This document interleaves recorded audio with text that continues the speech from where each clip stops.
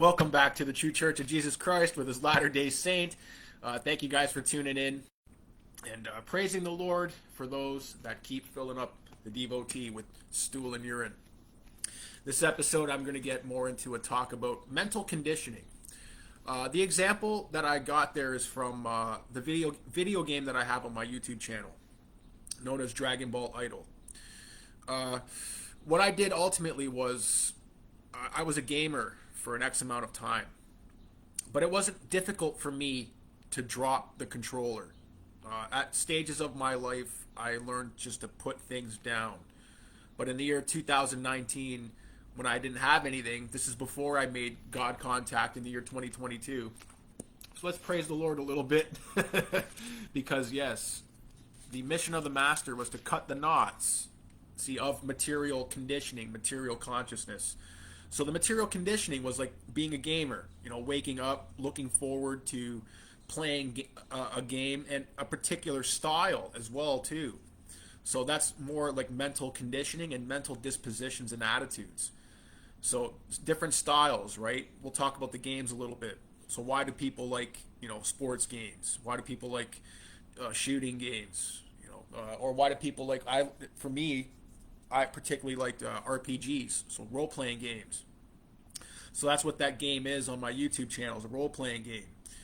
And it's a game a lot like life, actually. It taught me basically that there's a certain measure of daylight and a certain measure of moonlight. So there's a certain measure of day and night.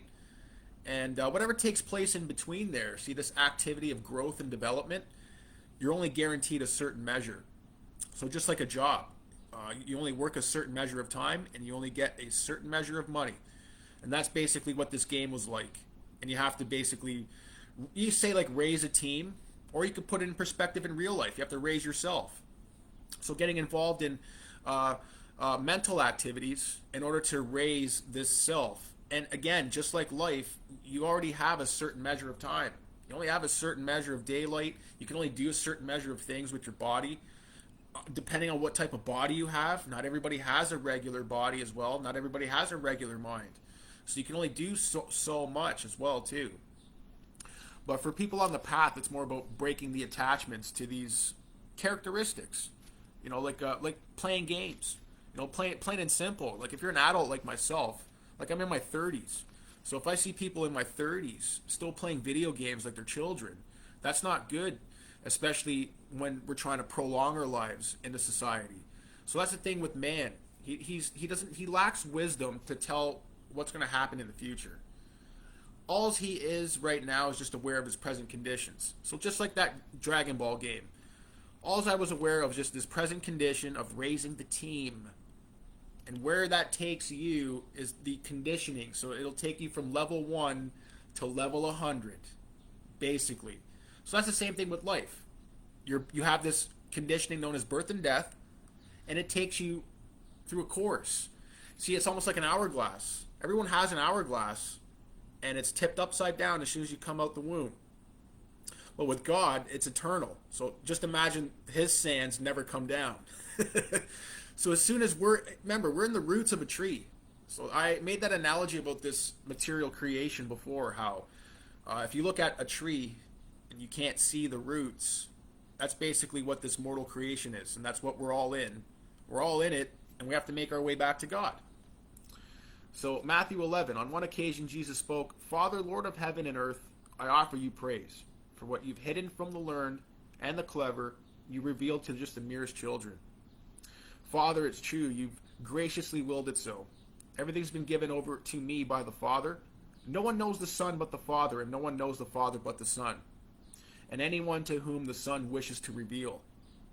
So that's spiritual revelation as well too. And what we're trying to do now is that spiritual revelation, meditation, praying, there's a secret, right? But it breaks away these material attachments. So I didn't have to use prayer to break away my habit from playing this particular type of game, like RPGs. It could be any RPG, it doesn't matter. As long as it's an RPG, I'll get right into it. But there's a root. There's a mental activity and a cognition that is aware of patterns and recognition and stuff like that. And that's the knot that has to be broken. We don't engage in these specific behaviors. So it's almost like smoking.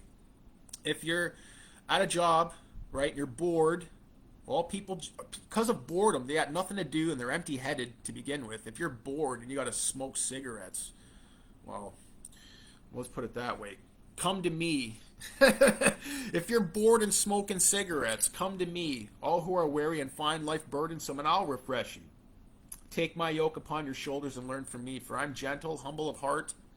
Your souls may find rest, for my yoke is easy and burden is light. So again, the smoker, right?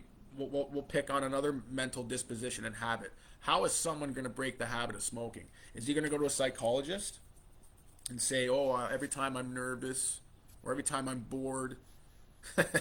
So this mental disposition, habit, and behavior of boredom, nervousness.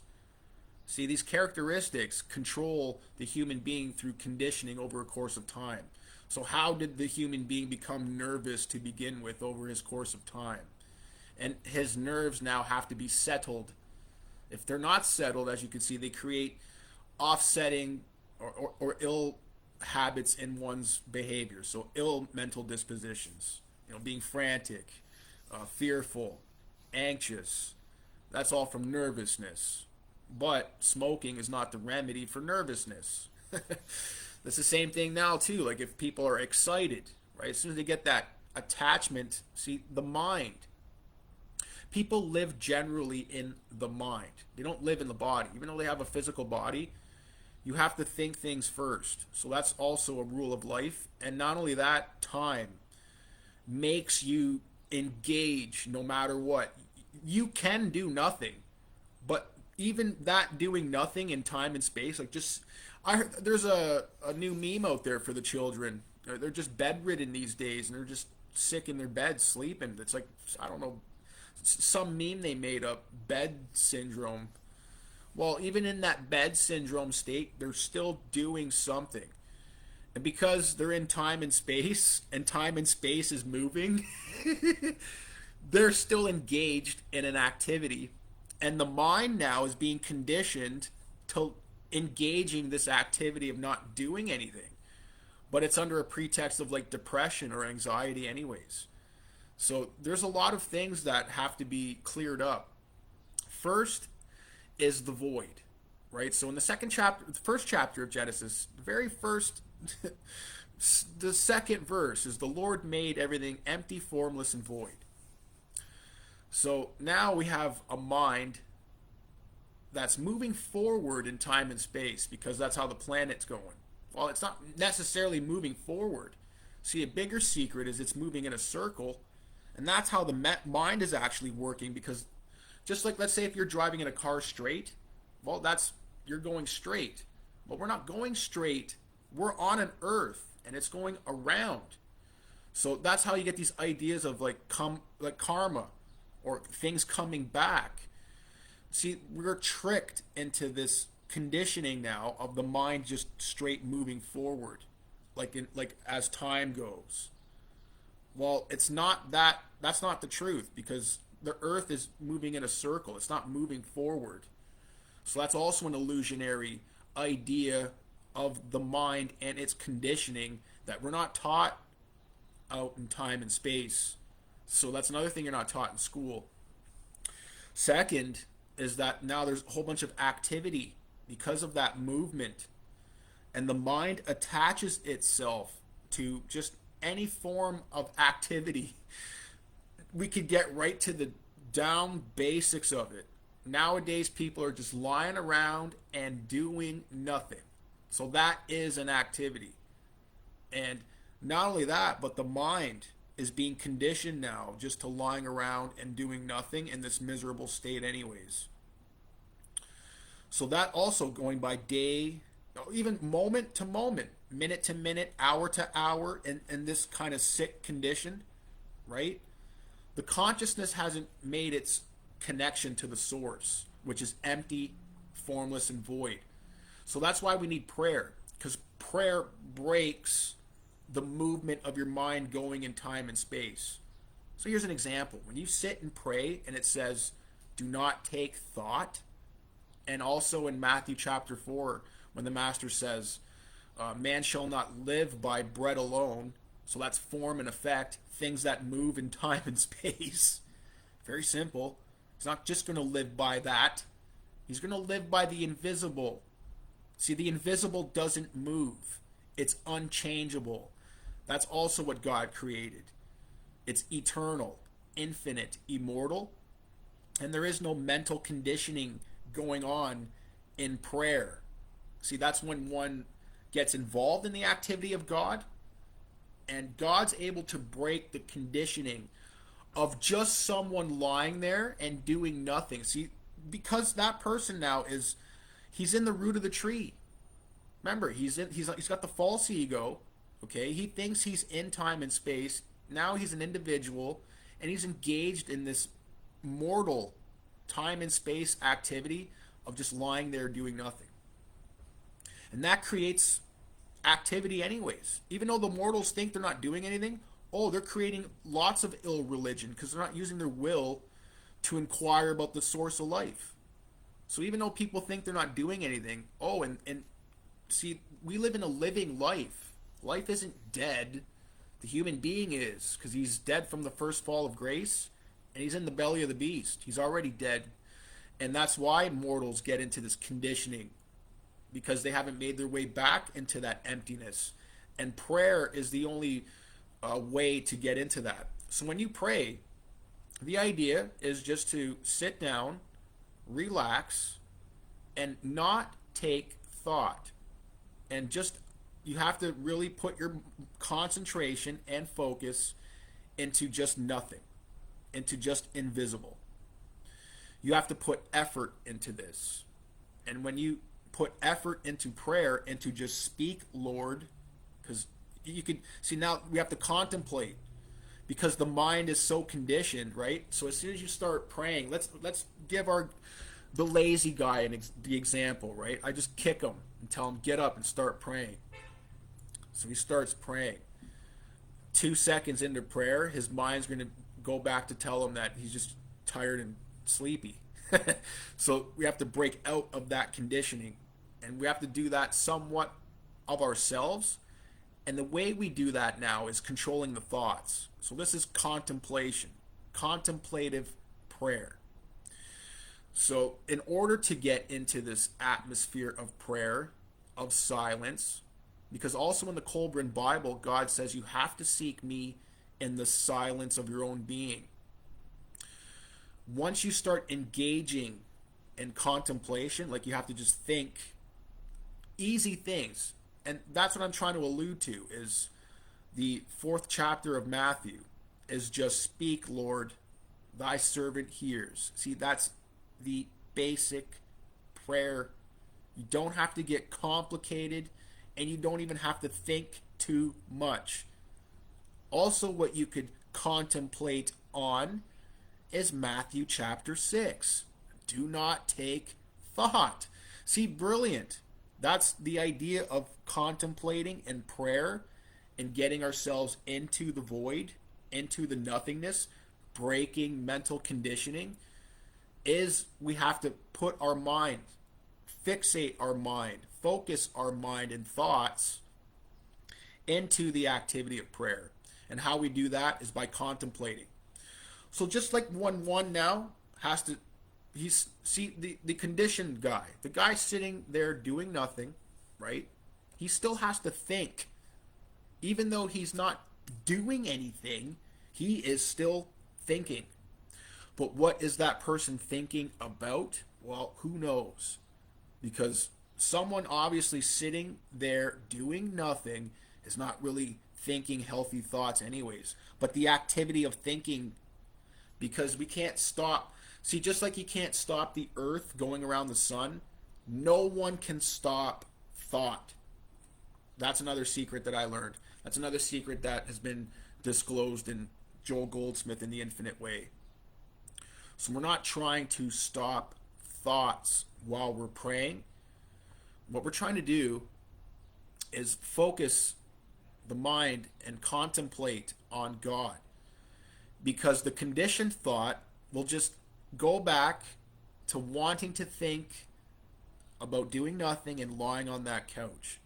So we have to make a little effort in our prayers. Just imagine that conditioned consciousness, that person lying on the couch, right? He's like a train going forward, okay? He's the train, even though that person is not doing anything. Even though, see, the activity of thinking is going on, and they're in time and space going forward. It's a train. And what we're doing with prayer is we're trying to stop the train. And when we stop the train, God bats us away from the wheel, the conductor, and then God conducts his train. That's the idea of now God contact, and the importance of prayer is God now will elevate you into your proper activity rather than lying on the couch doing nothing. So that's one thing with prayer. See, it's a step above lying on the couch and doing nothing, because your body, you don't have to, see, with your body, you don't have to do anything. That's one thing with prayer and meditation. It's not physically extraneous, but it requires an athletic sense of mental discipline, focus, courage, because you're going to have to do this day in and day out in order to break. See the conditioning, right? Let's say if that person that's been sitting on the couch doing nothing, he's still engaged in time and space, and you can't stop thought. So that's creating like a groove, a line on the chalkboard just going shh. And that's like 10, 15 years, let's say, 20 years. Shh. It creates a groove in one's mind. That's conditioned living. So that's like the idea of like post-traumatic stress disorder. If you go to war and shoot someone, it's ingrained in your mind. And even then too, they have no remedy for those things. God is the only remedy, because God breaks the conditioning of what you did in time and space. See, we all live, that's another trick I'm trying to really emphasize, is we all live in our minds. We don't really live in a body. In order for that guy to shoot someone and kill, or in order for our example here, for this guy to sit on the couch, he has to think those things first. The body is just not responsible of grabbing a gun and shooting. There is someone in there thinking. But the person has no control. That's what being under the law means. And that's what it's like now, the conditioned consciousness. Your fall from grace and being dead. So this is, when the normal human being is dead, he has no control over his thoughts, as you can see. He just shoots people. He just lies on the couch. And not only that, but inside his consciousness, he's ingraining these thoughts, feelings, and actions. Like a record. He's ingraining all the things he's done in his mind. His mind is a record. Like a record. You know, those, people even know what I'm talking about. Records. What else can we use here? Like a book, okay? Every time, let's say 20 years goes by and you did nothing, just sat on the couch and did nothing, it's recorded in your, see, time and space knows what you did. And that's conditioned consciousness. So in order to break that conditioning, that habit, that behavior, life, there's another, it's like a true reality. And it's called empty, formless, and void. And we have to get back into the Spirit of God. So prayer is the only thing to break the conditioned consciousness, the false ego. Even the one now getting involved in these mental dispositions and behaviors of just waking up and then having the habit, the behavior, the attitude of like, oh, I'm just going to lay on the couch and do nothing. So again, God will uplift one. That's what coming to me means. So if you are, see, that's just the, I gave an example of just doing nothing at all. Now, people are engaged in so much things. I mean, there's a million different things human beings are engaged in. Writing what they did in time and space.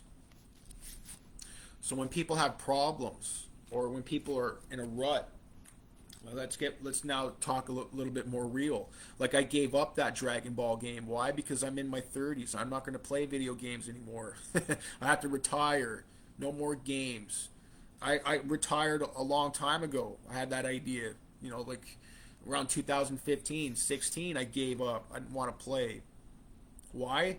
Because I know going on this course, you see, my mind is always going to be attached to playing these games. It's not going to grow out. So that's the thing with conditioning. It's very difficult to break away. So that's the thing with prayer and God, is God helps you break away from habits and conditions.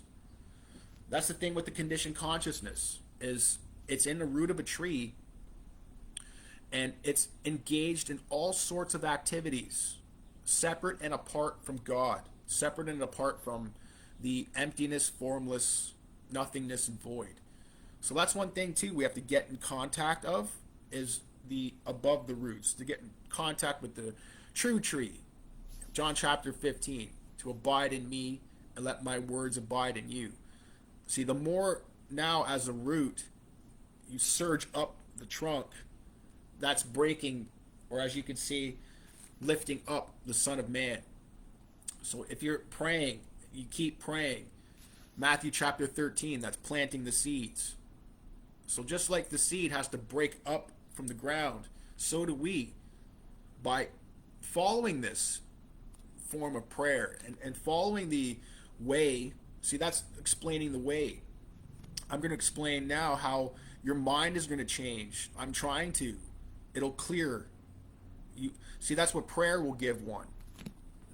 So just imagine now, right? We'll go back to our friend who's just doing nothing on the couch all day, every day for the past 10 years. We'll just imagine him as a full cup of water, full of mental activity, physical activity. He's just a normal human being, not engaged in any prayer. So let's say he starts engaging in prayer, right? The next day he engages in a little bit of prayer. All of a sudden, a little bit of that cup pours out. Some of the water pours out too. He emptied himself, you see? That's coming back into prayer. Deny thyself, pick up the cross and follow me. And the more you pray, the more you're emptying this cup day after day, day after day. See, some people might have a little bit difficulty emptying the cup because there's a lot of self in there. There's a lot of sense of self, a lot of, you could say, anger, depression, misery. It doesn't matter. Prayer and your cooperation with prayer, this is what obedience to the Spirit means as well. Taking on these teachings is the prayer will help you empty out yourself. So that's what the Master says about the wine bottles. You have to pour out the old wine in order for the new wine, in order for the Spirit to fill up yourself. But the idea of this emptiness, you see, the Spirit of God is this emptiness. And it's not going to add anything to your cup. It's going to take away the water. So it's going to take away some of the things that you've ingrained in yourself for 15, 20 years. Like playing video games for 20 years. Or I mean, there's a million different attached to anger, attached to the attachments, mental dispositions, everything possible. That's the function of prayer, is that it'll empty your sense of self, and it'll allow you to reach the emptiness, the formless, and the void, and make true, genuine spiritual contact. So that's more self-surrender.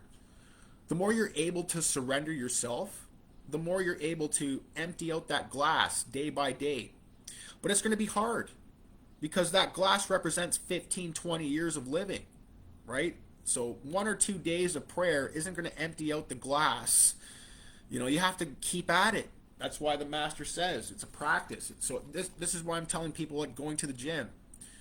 You have to gather the correct knowledge and know why you're praying, and do that day in and day out, and then you get the result.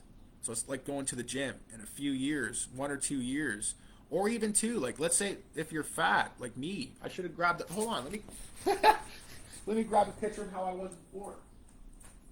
So if you're like me before, right? Just some fat guy. It's pretty easy to go into the gym and lose weight. Actually, a couple weeks, Like, this is what I looked like in high school. I'm trying to get like a good, clean picture. So, prayer could happen fast.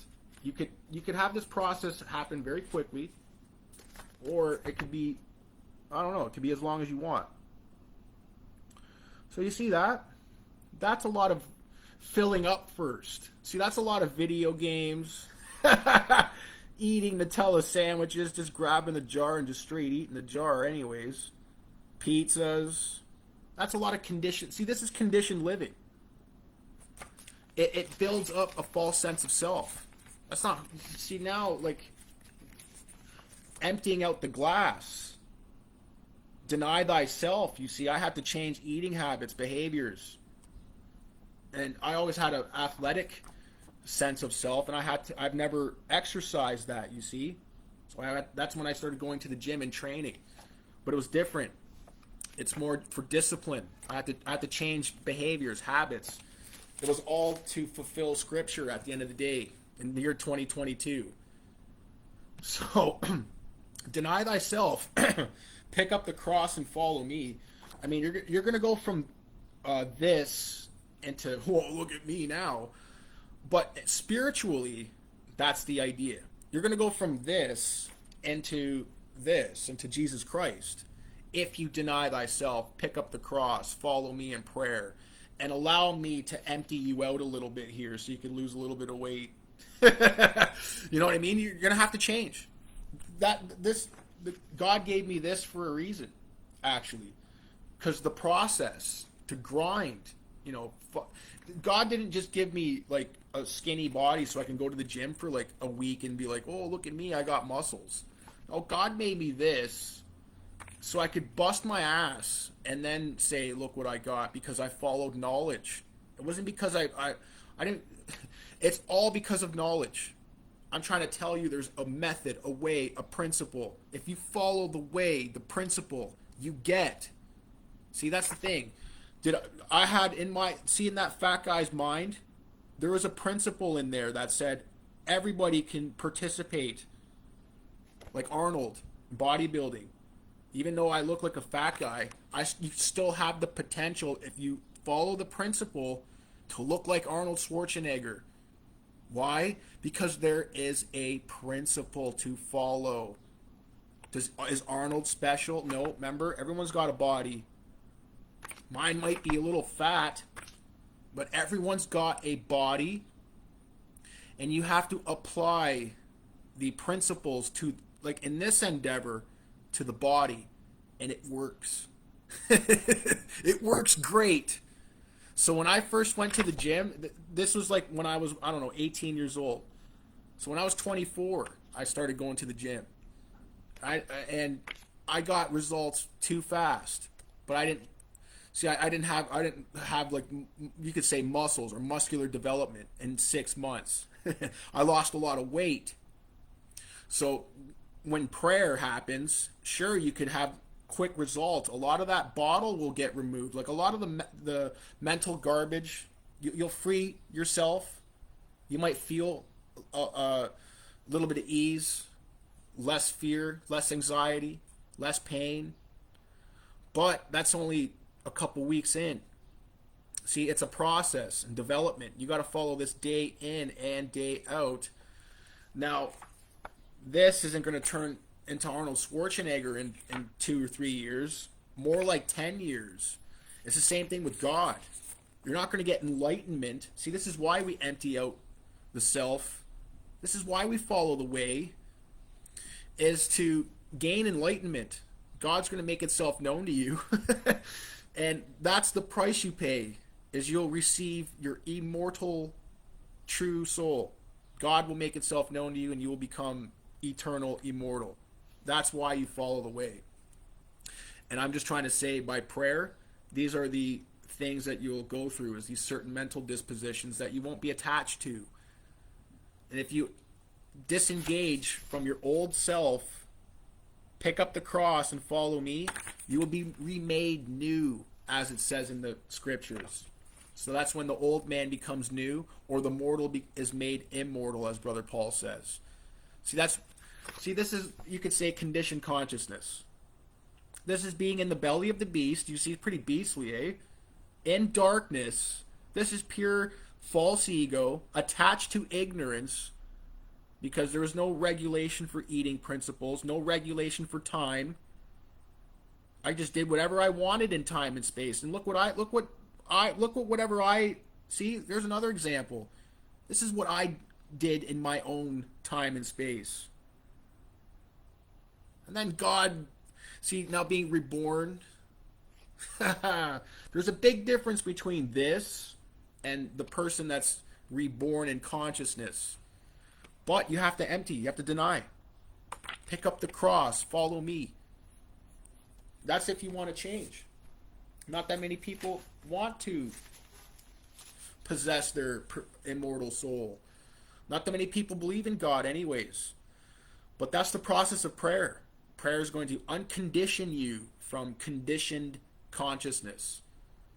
And the more you do that, the more you deny yourself, pick up the cross and follow me, that's when God will make itself known to you. And it's fulfilling the principle. So it's just like working out. The more you fulfill the principle, the more you will fill into that look. That's also the idea of nature. If you follow the principle, nature, Hercules, will conform to that look. It's just like prayer. Prayer is an activity in time and space, and it'll conform you into enlightenment. So that's the idea of being my disciple, is we're taking an activity of prayer, and prayer is a devotion, a turning away from a sense of yourself just for prayer, and then let God, that's the thing too, let God take over. Because if you don't let God take over, God would have left me just like this. You see that? Just like that. Is any girls interested in guys like this? The answer's I could give you that. The answer's no. Let's put it that way. Long story short, no girl was interested in me. You know why? I just showed you why. Because no girls are interested in guys that do nothing but play video games and eat food. See, I had like an IQ of like 60. So yeah. So that's the problem. That's what I mean. I know the human condition. That's why making fun of human beings. Yeah, I can make fun of human beings because I'm making fun of myself. I was the conditioned consciousness. I know what it's like to break out of Hercules. I've done it so many times in my life. That's the sad part. I'm telling people that now there's God. I had to do it myself, but now God, now that's what Enlightenment's for. God takes over. It's like, enough with you trying to kill Hercules yourself. You can't do it. Not on your own, pal. So that's another thing with life. The satisfaction of one's soul. Even for a mate, I knew in my head that no girl is going to like me at all. Unless I have just another beached whale sitting around doing nothing too. And then to my mind, that wasn't acceptable. It wasn't acceptable for me to do that. So I had the sense to not do this. That's the thing too. If you have the sense for a better living, God's going to lead you into that better living. Because human beings can't. Their conditioned consciousness. See, the appearance of just moving forward is an illusion. The earth is going in a circle. So that's why things happen in a circular pattern in one's life. But they'll never know because they don't pay attention. It's the whole thing with devotion as well too. Observation, it'll change you. That's the thing with being reborn. It'll change one. So I hope that helped. Thank you guys for tuning in. If you got more questions about prayer or whatever, and feel free. I'm all here. Thank you very much. Till next time.